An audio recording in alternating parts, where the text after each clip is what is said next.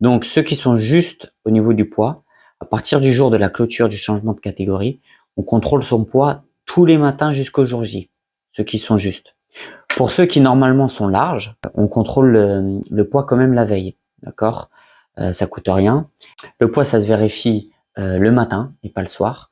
Et pour checker son poids, on le vérifie avec la tenue complète. Si on fait du nogi, on s'habille avec la tenue nogi qu'on veut combattre le jour J. Si on fait du kimono, on s'habille en tenue de kimono avec la ceinture, sans rash-guard pour les garçons. Et pour les filles, on met le rash-guard. D'accord, il est obligatoire. Petit conseil pour la pesée, si on a une balance qui n'est pas forcément très fiable, des fois aussi, entre la cuisine et la chambre, il peut y avoir 1 kilo d'écart. Donc, on déplace sa balance un petit peu partout dans la maison et on la déplace avec un pack d'eau, par exemple. Donc, moi, j'ai un pack d'eau en général qui fait du coup 9 litres et ma balance m'affiche toujours 9 kg 2. Donc, il y a 200 grammes de plastique avec toutes les bouteilles et tout. Donc, c'est OK, je peux me peser. Et du coup, je connais mon poids. Je me pèse, comme on a dit, avec la tenue avec laquelle je vais combattre.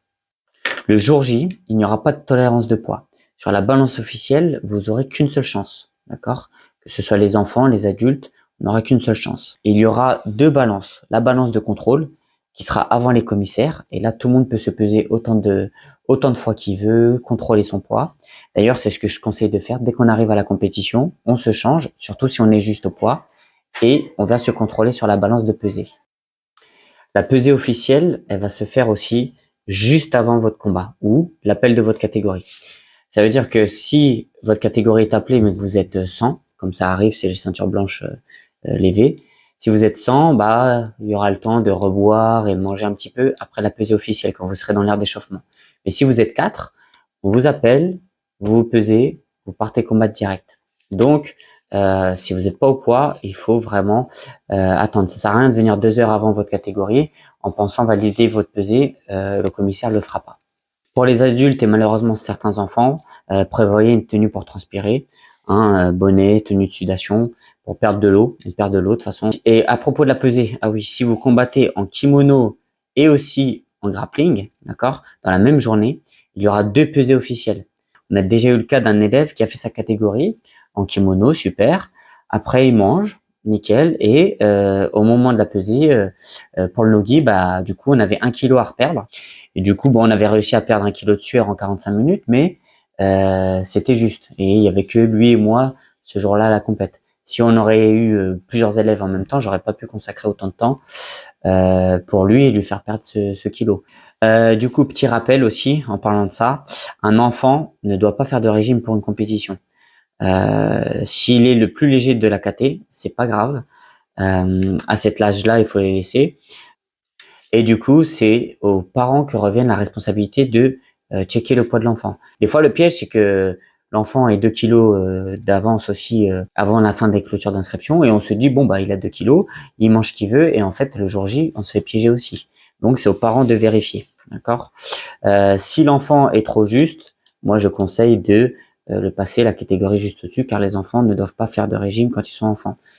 C'est pas grave, c'est mieux qu'il soit le plus léger de sa caté plutôt qu'il se fasse disqualifier ou sinon qu'il arrive avec des restrictions, déjà qu'il soit épuisé parce qu'il manque d'eau ou de nutriments, c'est pas notre intérêt. Du coup, on se retrouve sur le site de la CFJJB à la date où ils avaient dit qu'ils allaient publier les plannings. Et je vois que la publication des plannings a été faite. Je clique et je connais ma catégorie ou la catégorie de mon enfant. D'accord? Si j'ai un doute, je regarde dans mon espace personnel. Sinon, dans la liste des participants, voilà, si je suis Bilal, et bah du coup, je suis un homme juvénile lévé. Euh, et donc là, euh, je vais retrouver dans le planning. Donc là, je vais dans le planning et je me recherche, etc. Là, je finis par me trouver. Bon, marron master 1, homme médio, c'est ma caté. Donc, je vois que je vais combattre Tatami 4 et que ma catégorie commencera normalement à 11h41. Donc, comme on a dit que la CFJJB nous tenait informés lorsqu'on s'est inscrit qu'il était capable de nous appeler 90 minutes avant et qu'on devait être prêt à combattre 90 minutes avant. Donc là, ça veut dire que je peux être appelé 1 heure et demie avant 11h41 et si je suis pas présent, je pourrais être appelé plusieurs fois et me faire disqualifier. Cette règle ne vaut pas pour les catégories appelées par exemple les premières. Là, on voit que la compétition commence à 10h. Donc, voilà, ça sert à rien de venir 1h30, d'être prêt 1h30 avant 10h10. D'accord? C'est plus, voilà, pour les catégories, celle-là, elle commence à 15h17. S'il y a de l'avance, on peut être appelé 1h30 avant. Et des fois, ça peut aller très vite, l'avance. On en parlera lors des tableaux des combats. Le tatami 4, donc le tatami 4 est dirigé par le commissaire 4. C'est lui, le commissaire 4, qui va m'appeler. Donc ça veut dire que quand je vais me présenter pour me peser et tout, etc., ça sert à rien que j'aille voir tout le monde et dire «Hey, est-ce que vous avez appelé Hugo Nunes et tout, etc.» Je vais regarder le tatami 4, le commissaire 4. Il aura un chasuble jaune avec écrit 4 dessus. Je peux arriver du coup 1h30 à l'avance et lui demander excuse-moi, ceinture marron master 1-2 homme médio, est-ce que tu as déjà appelé la KT s'il te plaît? Il va me dire, il va regarder s'il a le temps, il va me dire non, je t'appellerai que dans 40 minutes. Ou on a beaucoup d'avance, je vais t'appeler tout de suite, tiens t'as prêt. Du coup, ça peut me donner un ordre d'idée. Du coup, on a vu sur le planning des combats, on a vu que par exemple, notre catégorie était prévue sur Tatami 4 à 10h du matin. Du coup, Tatami 4, ça correspond au commissaire numéro 4. Donc, on n'a pas besoin d'aller voir les autres commissaires. On attend le commissaire numéro 4. À 9h du matin, si nous, on combat à 9h20, ça sert à rien d'être stressé et d'aller voir le commissaire et tout, etc. Ils vont d'abord appeler tous les enfants de 9h, d'accord? Et il y aura, vous allez voir, il y aura une foule immense de parents stressés qui veulent pas rater l'appel de leurs enfants. Mais déjà, tant qu'on n'entend pas la catégorie de notre enfant ou le prénom de notre enfant, on n'a pas besoin d'y aller.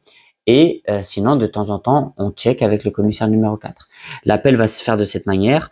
Par exemple, pour la catégorie U7 garçon PENA ceinture grise, j'appelle Noah Nunes, Hugo Nunes, patati, patata, patata, patata, pour le commissaire, et là il va redire encore une fois, pour le commissaire numéro 2. Donc s'il dit commissaire numéro 2, ça tombe bien, je le savais déjà parce que je l'avais vu sur le planning, mais du coup je suis alerte.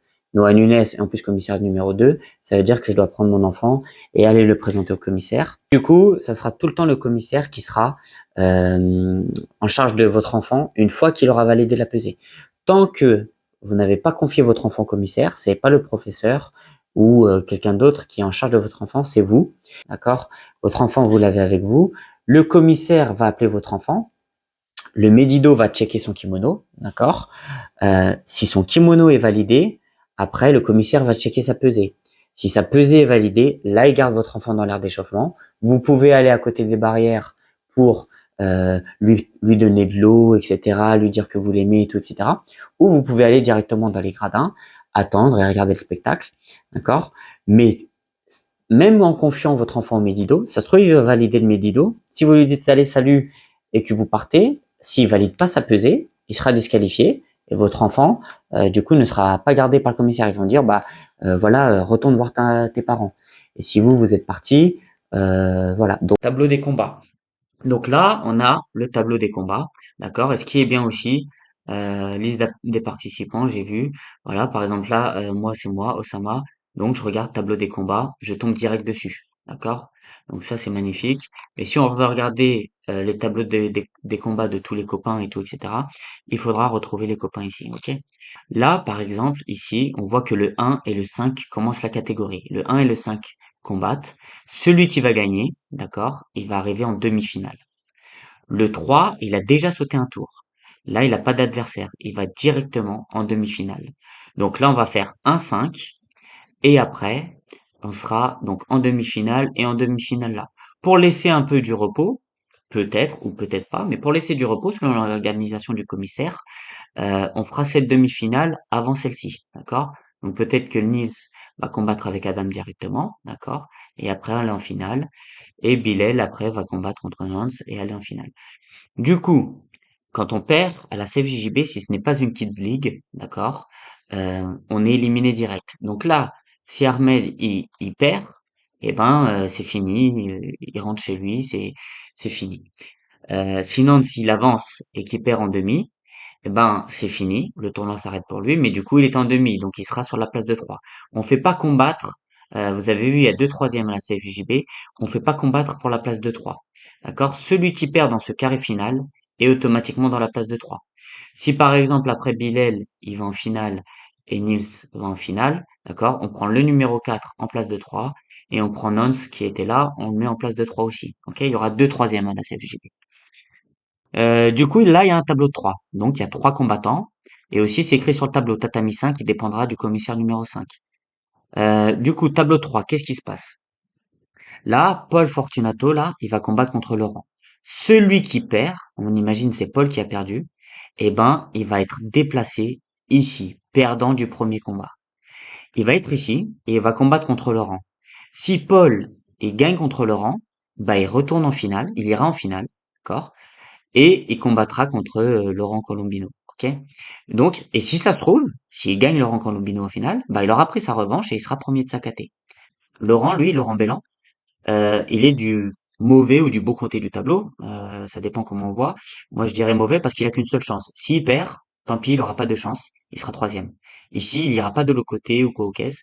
Il perd, il perd. À savoir que si vous êtes dans un tableau de 4, c'est un tableau de 4. Même si Nassim, il s'absente le jour de la compète, ça deviendra pas un tableau de 3. Ça restera les règles d'un tableau de 4. À savoir que Ronnie doit combattre contre Nassim. Si Nassim n'est pas là, Ronnie va en finale. Jarod doit combattre contre Osama. S'ils combattent, Osama s'il perd, eh ben il est en place de 3. Il n'y aura pas la spécificité du tableau de 3. Ensuite, donc à la CFJB, si ce n'est pas une Kids League, élimination directe, ils perdent, ils finissent le combat. S'ils gagnent, ils avancent dans la catégorie. Si écrit Kids League Paris, bah, du coup vous participez à une Kids League. Et il y aura plusieurs combats en poule. Par contre, s'il écrit Open de Paris, d'accord, comme là on va participer, et ben du coup ce n'est pas une Kids League. Il n'y a pas écrit Kids League, donc voilà. Donc élimination directe, votre enfant va combattre. S'il gagne, le commissaire va le remettre dans l'aire d'échauffement. Vous pouvez aller le voir pour lui donner un peu d'eau et tout, etc. Après, le commissaire va le rappeler. Et il va faire, s'il a ses 5 combats à faire, il va faire ses 5 combats. Okay. Une fois qu'il a gagné sa catégorie, qu'il est champion, là, le commissaire va lui remettre dans l'aire d'échauffement. Et c'est à vous d'aller chercher votre enfant, le féliciter et tout, etc.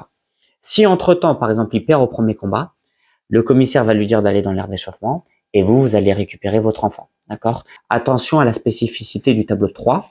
Aussi, une fois que la catégorie commence, les combats s'enchaînent. Il faut pas qu'ils sortent de l'aire d'échauffement. Donc, pipi, les sanitaires, etc., c'est avant la compétition. Parce que s'il fait son premier combat, son deuxième, donc après, il y a de moins en moins de temps en plus. Si il part aux toilettes, que ça prend un peu de temps et que le commissaire l'appelle, il peut se dire qu'il est blessé ou quoi aux caisses, mais la catégorie va devoir avancer. Une fois qu'elle est commencée, elle va devoir avancer. S'il se présente pas, il peut être disqualifié. Aussi pour les adultes, une fois qu'on est en train de combattre et que notre catégorie est lancée, il faut savoir qu'on a entre chaque combat un temps de combat pour se reposer.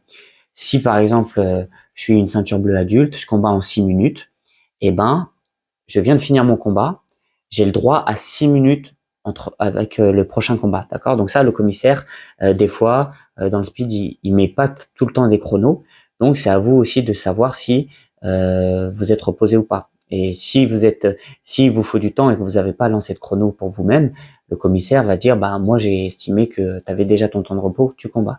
Donc si vous voulez, mettez-vous un chrono les adultes, d'accord? Et pour la finale, de la demi à la finale, on a le droit au double de temps de combat.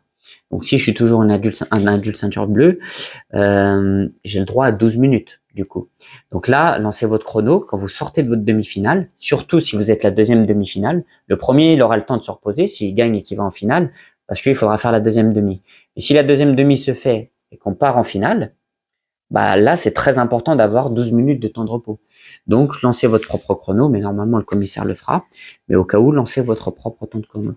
À la CJB, ils sont bien organisés. Il y a normalement quasiment jamais de retard. Par contre, il peut y avoir de l'avance s'il y a des absents. Donc, les absents, par exemple, dans une catégorie de 3 combattants, d'accord, là, ils vont combattre 5 minutes. Ensuite, le perdant va aller de l'autre côté. Il aura 5 minutes de repos avant le combat. Il va recombattre 5 minutes. Et là, le gagnant, avant de commencer sa finale, eh ben, il aura le droit à 2 temps de combat de repos. Donc, ça veut dire s'il combat en 5 minutes, donc il aura le droit à 10 minutes de repos. Après 10 minutes de repos, ils vont combattre encore en 5 minutes. Donc là, les catégories de 3, ça fait des catégories et ils vont prendre 40 minutes dans le planning, facile. Alors que s'il y en a un qui est absent, bon, on les appelle, ils font la finale. S'il y en a un qui soumet l'autre en 1 minute, la catégorie dure 1 minute. Donc de 40 minutes à 1 minute, on a pris de l'avance. Et il y a beaucoup d'absents. Soyez prêts largement avant votre catégorie. Donc je vais parler de l'échauffement. L'échauffement déjà pour les enfants. Les enfants, quand la compétition va commencer à 9 heures, on va être assez pris. On est réputé pour être des coachs qui s'impliquent dans le coaching en compétition des élèves. Donc il y en a qui se déplacent pas forcément ou même qui regardent un petit peu. Nous, on connaît tous les tableaux de nos enfants, on sait à quelle heure et sur quel tatami ils combattent. Mais actuellement, on est 4 coachs et des fois la CFJB a 12 heures de combat. Donc 12 enfants peuvent combattre en même temps alors qu'on n'est que 4. Du coup, dès que la compétition commence, on va courir un peu partout pour coacher les enfants et essayer d'en rater aucun. Du coup, là, il va falloir que les enfants, avant que la compétition commence, on va déjà un petit peu les échauffer, d'accord? Mais une fois qu'ils commencent, il va falloir que les enfants soient autonomes. Donc les enfants, c'est simple, on leur dit de toute façon l'échauffement à faire quand ils sont à l'entraînement. C'est à peu près le même qu'à l'entraînement. Des petits jumping jacks, des montées de genoux, des talons-fesses, etc. Il faut juste que l'enfant arrive sur le tatami transpirant et que le rythme cardiaque est augmenté.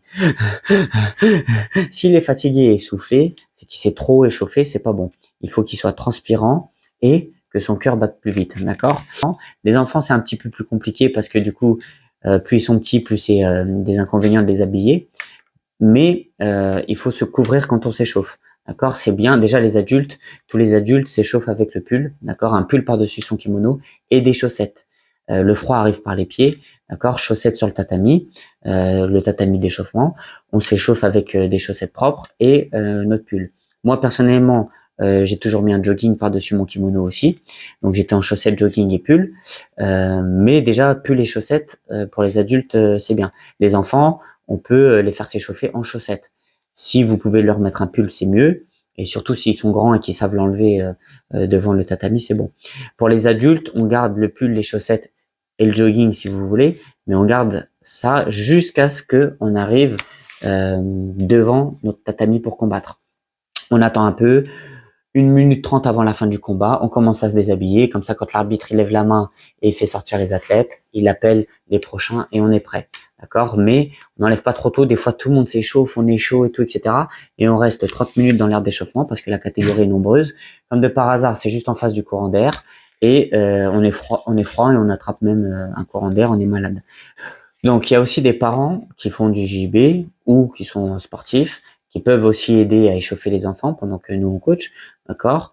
Ou sinon tout simplement copier les autres clubs qui sont en train de s'échauffer. Pour les enfants, d'accord, on regarde s'il y a un professeur qui est en train de gérer un petit groupe et on peut copier ou s'intégrer un petit peu, d'accord? Par contre, on s'échauffe jamais en partenariat avec notre athlète de notre équipe. Surtout pour les adultes. Et les enfants, en fait, c'est surtout qu'ils vont peut-être tomber dans un cas, mais sans faire exprès, d'accord? Par contre, pour les adultes, il peut y avoir des petits vices. Donc, on a déjà eu le cas d'un adulte qui s'est échauffé. Quelqu'un a dit, ah, on s'échauffe un peu ensemble. Bon, ok, vas-y. Ils se sont échauffés. Et en fait, l'autre, déjà, n'était pas dans la même caté, il était beaucoup plus lourd. Et au bout d'un moment, il a commencé à appuyer un petit peu plus, alors que l'élève était froid. Et là, il a eu la sagesse de dire, bah non, on arrête, on arrête. Mais du coup, il y en a qui ont déjà combattu. Ils sont perdus en 2-3 minutes, donc ils veulent se dire, quitte à être venu, je continue à combattre avec les autres ici. Il y en a d'autres aussi, c'est avec un esprit un peu moins sain, qui sont des amis de votre adversaire. Ah tu combats avec lui, attends, je vais voir un peu, je vais l'échauffer et toi tu regardes son jeu en attendant et puis comme ça je le fatigue un peu. Ou même pire, je le blesse un petit peu. Je dis ça, c'est un retour d'expérience, hein. Donc c'est vrai que ça peut être rare et c'est très rare, mais ça peut arriver. Donc on s'échauffe. Si on s'échauffe, moi j'aime bien m'échauffer seul. Je m'échauffe jamais avec quelqu'un. Mais si on doit s'échauffer avec quelqu'un, on s'échauffe avec quelqu'un de notre équipe, d'accord? Et les enfants en général, ils sont pas forcément malsains, mais c'est plus voilà dans l'excitation et tout, etc. On va faire quelque chose.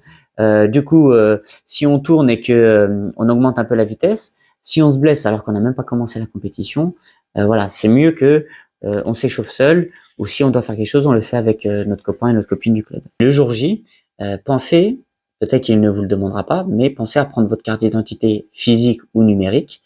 La remise des récompenses. Du coup, la remise des récompenses, il faut attendre que toute la catégorie finisse. Une fois que la catégorie est terminée, le commissaire sportif va noter les résultats et il va aller le donner à la table centrale, qui va les saisir de manière informatique. Une fois qu'il a saisi de manière informatique, donc quelqu'un va prendre cette feuille qui est saisie et il va les donner au podium. Et le staff du podium va appeler pour du coup la remise des récompenses. Donc, on a un petit peu de temps, mais il faut quand même être à côté du podium pour attendre sa récompense. Le podium, ça va se faire avec une photo officielle. Donc au début, les enfants montent, pas de casquette, pas de drapeau, pas de signe de victoire et tout, etc. La photo officielle CFJJB que vous allez retrouver sur le Facebook de la CFJJB. Et ensuite, la CFJJB laisse un petit temps pour que tout le monde fasse une accolade sur la marche, sur la première marche, ou que quelqu'un sorte un pull Bulba Kid. Pour les adultes, hors ceinture blanche, c'est à ce moment-là qu'il faudra que vous demandiez à vous inscrire à la catégorie absolue. Il faut le dire tout de suite dès que vous descendez du podium. Le staff, vous dites je veux m'inscrire à la catégorie absolue. Et elle aura une liste. Peut-être qu'elle n'y pensera pas forcément, donc il faudra le faire de vous-même. Un point important, c'est du coup la tenue. La tenue en compétition. Pourquoi il est important? Parce que tout simplement c'est disqualificatif. Donc du coup, on arrive en haut au sommaire, on va sur règlement, et là, règlement sur la tenue. On a deux PDF qu'on va télécharger directement. Tac, tac, et voilà. Donc un pour la tenue en grappling, un pour la tenue en JJB. Donc, je vais commencer par la tenue en grappling. Du coup, le rash-guard, il doit être homologué. Donc, à Belbakit, il faut faire attention sur le shop.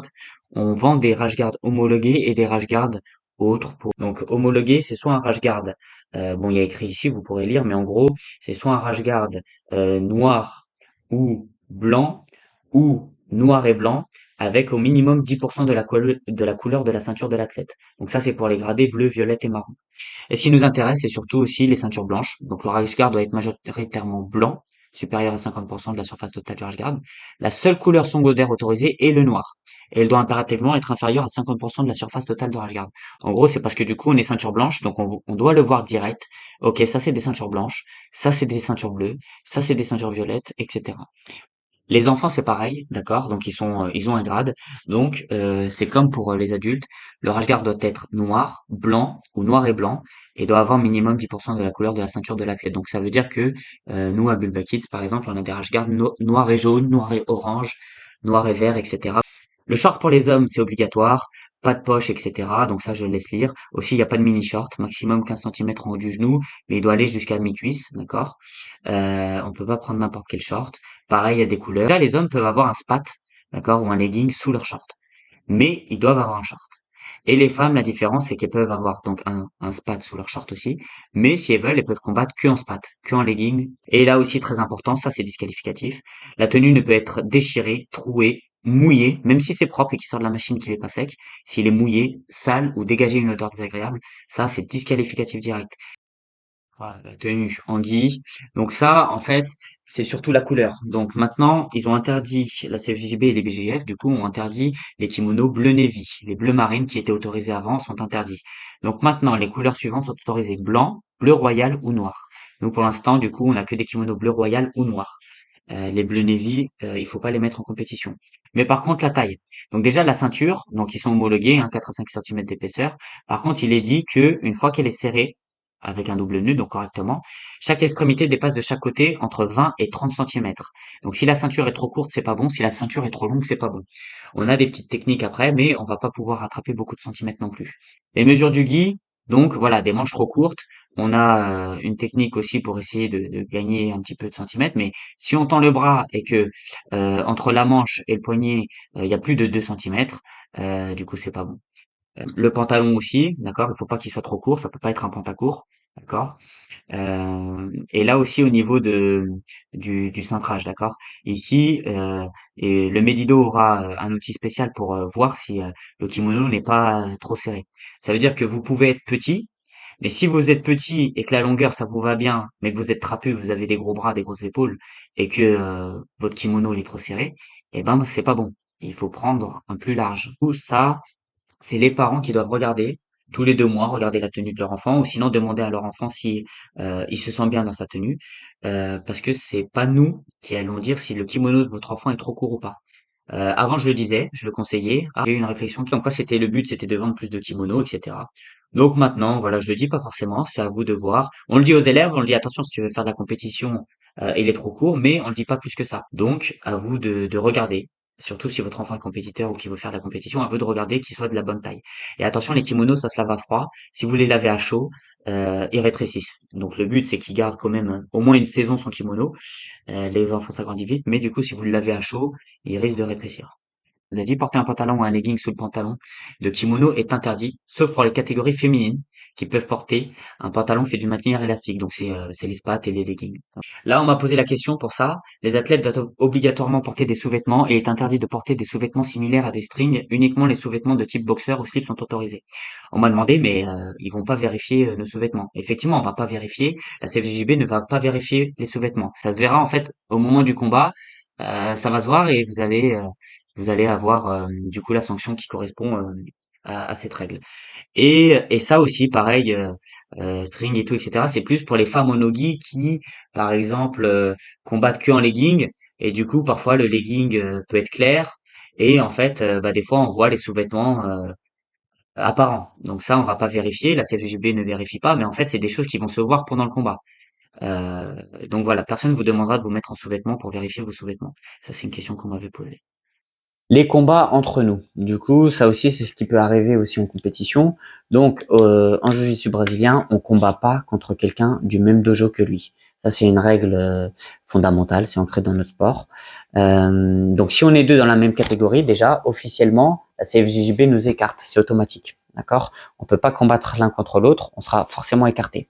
Ensuite, il y a une expression qui s'appelle fermer la catégorie.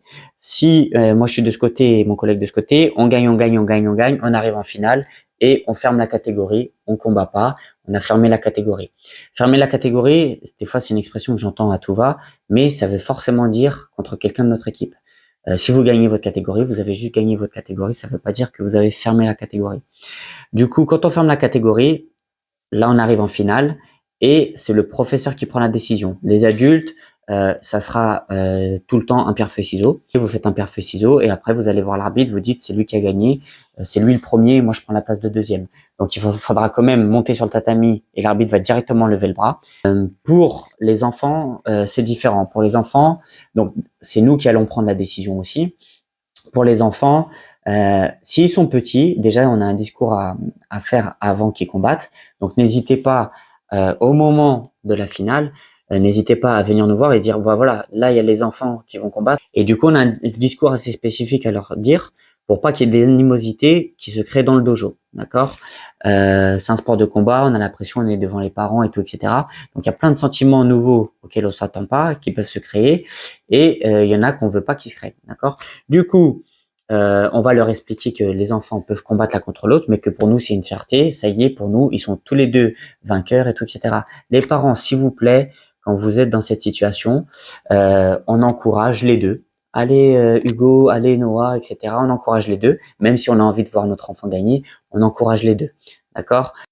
Et du coup, quand deux élèves combattent ensemble, les coachs, on sera pas là pour coacher, on sera peut-être là pour regarder à part s'il y a d'autres enfants, mais on ne coache pas des enfants pour dire passe la garde et tout, etc. On les laisse tranquilles et voilà, ils combattent comme à l'entraînement tranquillement. Dans 10% des cas, des fois, le sensei peut dire c'est toi qui gagne, c'est toi qui perds. Moi, je l'ai déjà vu, c'était surtout pour des combattants et qui avaient besoin d'un sponsor. Donc, il leur fallait absolument le titre de champion, écrit champion, vainqueur, etc. Donc, le dojo le savait et le sensei arrivait et disait, bah voilà, c'est lui qui prend la première place, etc. Quoi qu'il arrive, cette décision appartient au professeur.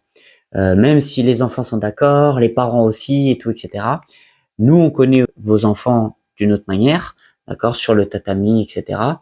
Euh, et du coup, on sait aussi à partir de quel moment, quel âge et tout, etc. vos enfants vont combattre l'un contre l'autre et à partir de quel moment, ça y est, ils ne combattent plus l'un contre l'autre. D'accord? Donc ça, c'est notre décision, c'est nous qui prendrons cette décision. Donc pas de stress, ça c'est notre ressort. Du coup, c'est pas nous qui avons inventé cette règle, bien évidemment, c'est un code moral qui est ancré dans notre sport martial et donc nous forcément, on fonctionne comme ça. Aussi au jiu-jitsu brésilien, du coup, il y a des règles, donc c'est super important de connaître les règles de notre sport. On va sur YouTube, on tape IBJJF Rules, du coup c'est les règles. Du coup, on clique sur la playlist et on voit tous les règlements détaillés, d'accord? Ici, voilà, ici tout est bien expliqué, d'accord? On a les sous-titres. Donc du coup, voilà. Donc si je joue au foot et que j'ai une super frappe et que je tire fort le ballon et qu'il va dans les buts, c'est génial. Mais si c'était les buts adverses, bah, j'ai marqué contre mon camp, d'accord? Donc, les enfants et les pratiquants adultes connaissent les règles. On en parle tout le temps dès que on gagne des positions dominantes lors de l'entraînement, on explique le règlement. Mais les adultes surtout, là, il y a plein de petits détails, d'accord? Les points en compétition, et je finirai avec ça. À la fin de chaque compétition, la CFJJB fait 2 classements. Un classement par école, d'accord, où on retrouvera le nom de Bulba Kids, et un classement par équipe, où on retrouvera du coup le nom de GF Team France.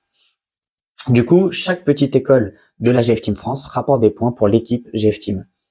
Et c'est à cette équipe-là qu'on va décerner le trophée. Okay, les écoles, le classement par école n'est pas récompensé. L'objectif de Bulba Kids est d'être champion de France enfant au niveau de la CFJJB et champion de France aussi adulte, d'accord. Et en même temps que l'équipe GF Team soit championne de France enfant et championne de France adulte. Tout ça pour dire quoi? Tout ça pour dire que chaque point et chaque participation compte. Donc, surtout pour les enfants vont pas savoir c'est quand le calendrier des compétitions. Donc, les parents, s'il vous plaît, à partir du moment, déjà le calendrier est publié assez tôt, vous pouvez déjà le voir. Mais à partir du moment où vous savez qu'on communique sur une compétition, s'il vous plaît, bloquez une date. Faites en sorte, si votre enfant veut faire la compétition, faites en sorte d'être investi dans ça. On fait de notre mieux pour entraîner vos enfants. S'il y en a qui veulent pas faire de la compétition, c'est pas grave, mais s'il y en a qui veulent faire de la compétition et faire partie d'une école très performante, n'hésitez pas à vous investir aussi de cette mission. Pour nous, c'est important. C'est notre travail et c'est important. Donc, je demande à tous les parents de bien inscrire leurs enfants à l'avance, de bien bloquer les places et les dates, s'il vous plaît.